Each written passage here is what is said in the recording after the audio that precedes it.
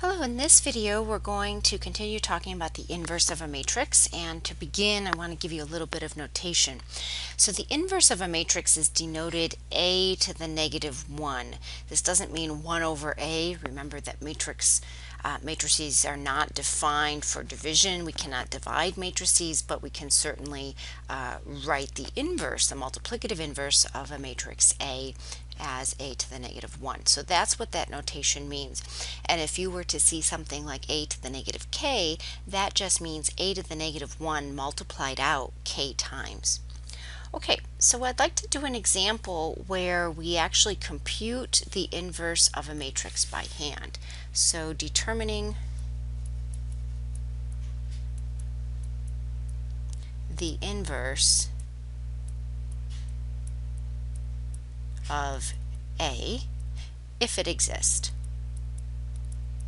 So we'll do an example where it exists as well as an example where it doesn't exist so you can see what would happen. So let's start off and let A be an n by n matrix.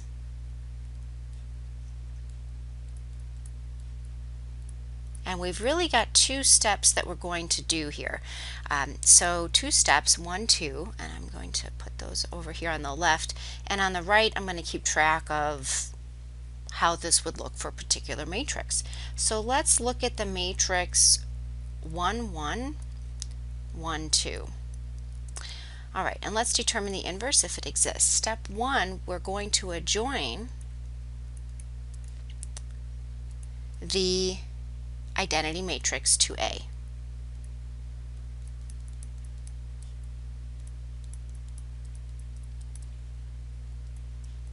In other words, we're going to make something that looks like A together with the n by n identity matrix.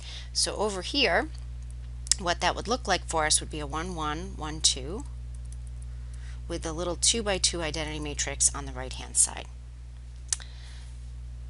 For step 2, we want to use elementary row operations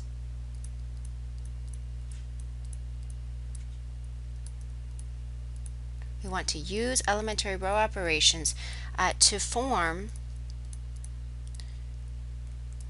the matrix that looks like the n by n identity matrix on the left, and on the right what we'll be left with is A inverse. Okay, so let's do that over here. So on this left hand side we've got 1, 1, 1, 2, and our goal is to convert this matrix here. We want to convert it using elementary row operations to the n by n identity matrix.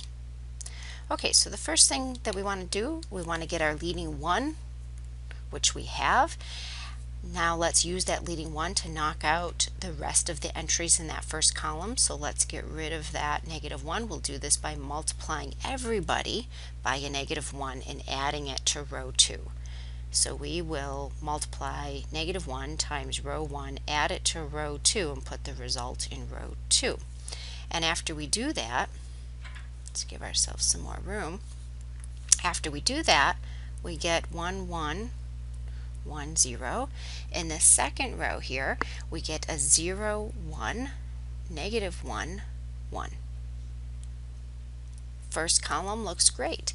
In the next column, we want to get our leading 1, which is what we have, and we want to use that to get rid of everybody else in that column.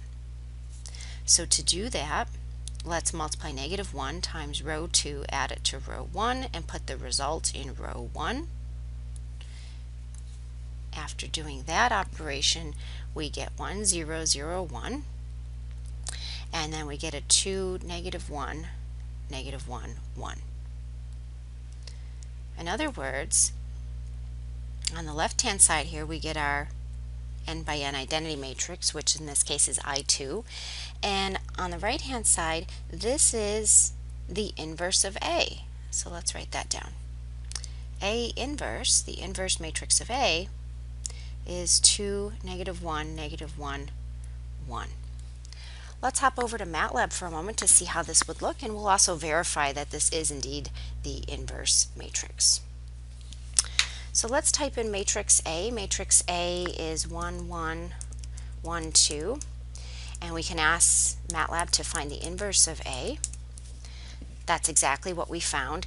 Now let's name that inverse matrix something like, B, just so that we can call it. And so now we can verify that A times B, A times the inverse, is indeed the identity, and similarly B times A is in fact the identity.